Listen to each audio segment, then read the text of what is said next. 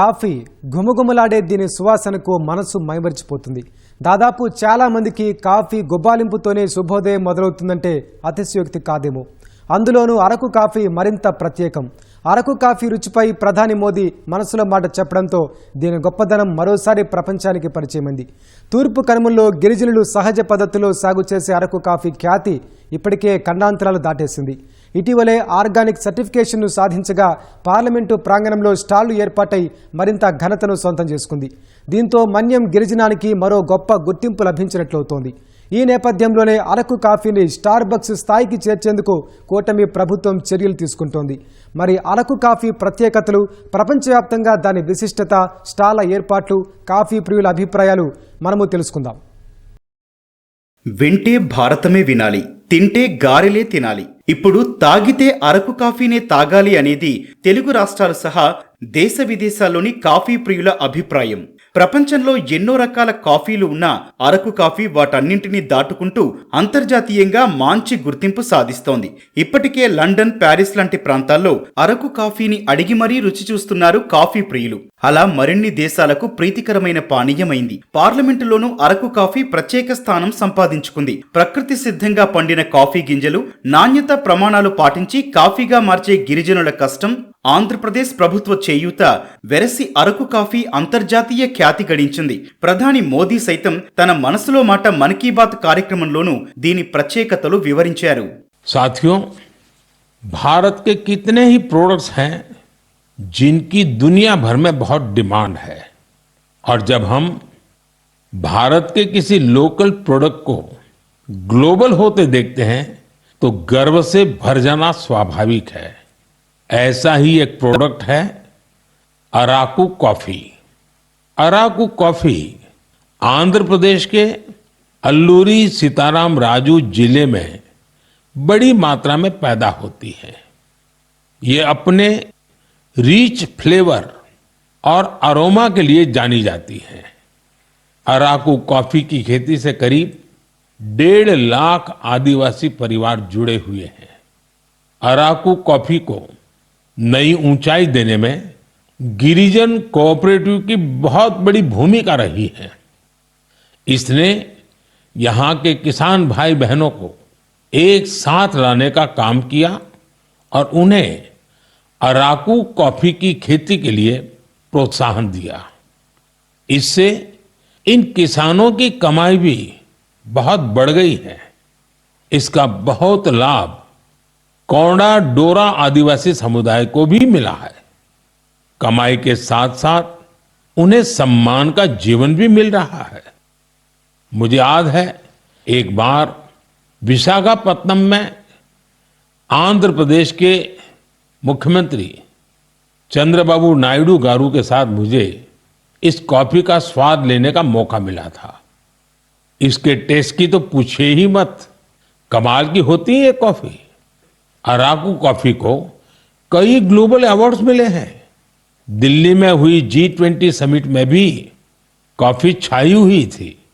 आपको जब भी अवसर मिले आप भी अराकू कॉफी का आनंद जरूर लें. విదేశాల్లోనూ మంచి గుర్తింపు పొందిన అరకు కాఫీ బ్రాండ్ స్టాళ్లను పార్లమెంటు ప్రాంగణంలో ప్రారంభించడం గిరిజన వాసుల కష్టానికి ఫలితం లభించినట్లయింది. అరకు కాఫీ బ్రాండ్ను విశ్వవ్యాప్తం చేయాలనే ప్రణాళికతో ముందుకెళ్తోన్న చంద్రబాబు ప్రభుత్వం లోక్సభ స్పీకర్ అనుమతితో 2 స్టాళ్ల ప్రారంభానికి కృషి చేసింది. లోక్సభ, రాజ్యసభ సభ్యుల క్యాంటీన్లలో కేంద్ర వాణిజ్య శాఖ మంత్రి పీయూష్ గోయల్, పార్లమెంటరీ వ్యవహారాల శాఖ మంత్రి కిరణ్ రిజిజు, గిరిజన వ్యవహారాల శాఖ మంత్రి జుయల్ ఓరం, పౌర విమానయాన శాఖ మంత్రి రామ్మోహన్ నాయుడు స్టాళ్లు ప్రారంభించారు. ఇదిలా ఉంటే ఆంధ్రప్రదేశ్ అసెంబ్లీలో గిరిజన సహకార సంస్థ ఆధ్వర్యంలోనూ ఇటీవలే 3 స్టాళ్లు ఏర్పాటు చేసింది.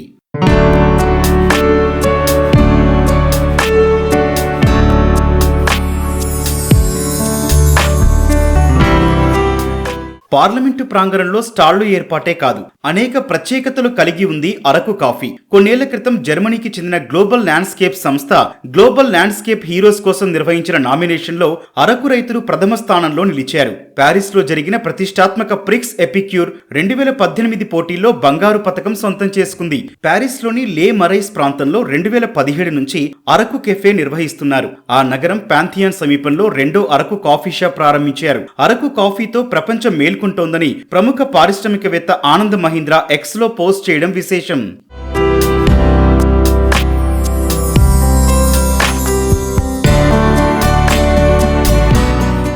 అరకు కాఫీని అంతర్జాతీయ బ్రాండింగ్లో నిలిపేందుకు నాంది అనే సంస్థ దశాబ్ద కాలం పైగా కృషి చేసింది. ఆ సంస్థకు చైర్మన్, జీవితకాల ట్రస్టీ ఆనంద్ మహీంద్రానే. ముఖ్యంగా కాఫీ రైతులకు సేంద్రియ సాగు విధానాన్ని పరిచయం చేయడం నాంది సంస్థ తొలిమెట్టుగా చెప్పుకోవాలి. విశాఖ మన్యంలో నాంది సంస్థ భాగస్వామ్యంతో 40,000 మంది కాఫీ రైతులు సాగు చేస్తున్నారు. వీరంతా సేంద్రియ పద్ధతిలో కాఫీ తోట సాగు చేస్తున్నారు. గిరిజనుల కృషితో పెంపొందించిన పచ్చదనం 4.5 మిలియన్ టన్నుల కార్బన్ ఉద్గారాలను పీల్చేస్తూ పర్యావరణ పరిరక్షణకు దోహదం చేస్తోంది. ఈ నేపథ్యంలోనే ముఖ్యమంత్రి చంద్రబాబు అరకు కాఫీ ప్రచారం, అభివృద్ధి కోసం చేస్తోన్న ప్రయత్నాలను ప్రశంసించారు ఆనంద్ మహీంద్రా. ఇంతకాలానికి అరకు కాఫీకి రావాల్సిన గుర్తింపు, గౌరవం లభిస్తున్నాయని సంతోషం వ్యక్తం చేస్తున్నారు.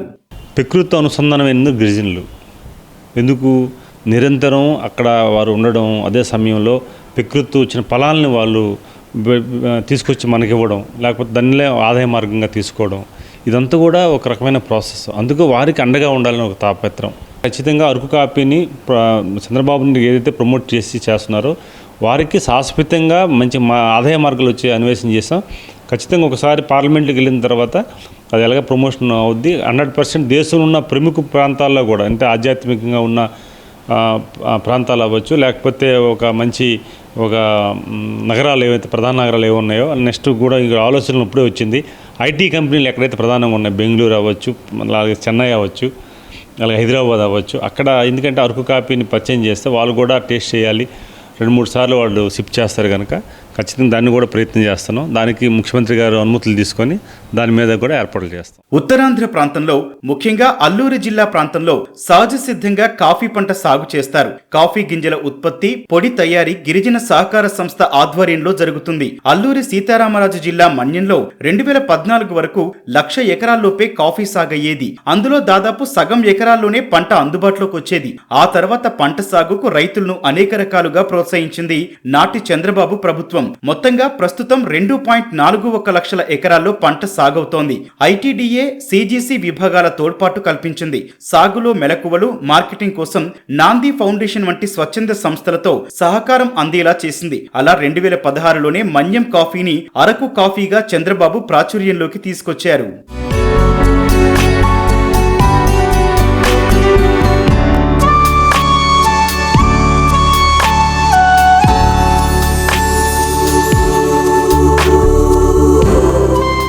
భౌగోళిక గుర్తింపు సాధించిన 5 కాఫీ రకాల్లో అరకు కాఫీ ఒకటిగా నిలిచింది. ఇంత ఖ్యాతి లభించడానికి ప్రత్యేకతలు లేకపోలేదు. అరకులో చల్లని వాతావరణం, కొండలోయ ప్రాంతాల్లోని భూసారం, సేంద్రియ పద్ధతిలో సాగుతో రుచి అమోఘంగా ఉంటుందని స్థానికులు చెబుతున్నారు. సాగైన పంటను పిక్కలు కోసి సహజమైన సూర్యరశ్మికే ఎండపెడతారు.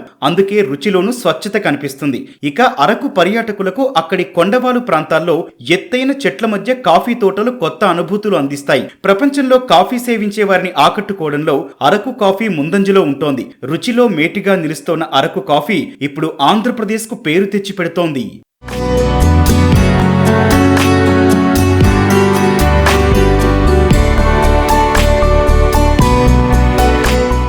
2 దశాబ్దాల నుంచి మన్యంలో కాఫీ సాగును ఐటీడీఏ ప్రోత్సహిస్తోంది. కాఫీ సాగుకు నీడ కీలకం. అందుకు అవసరమైన సిల్వర్ ఓక్ మొక్కలు పంపిణీ చేయడం, కాఫీ మొక్కలు నాటించడం, సాగుకు అవసరమైన వనరుల్ని సమకూర్చడం లాంటి చర్యలతో సాగు విస్తీర్ణం పెంచుతోంది. ప్రస్తుతం కాఫీ సాగవుతున్న 2.41 లక్షల ఎకరాల్లో 1,00,000 ఎకరాలకు పైగా గిరిజన రైతులు సొంతంగా సాగు చేస్తున్నదే.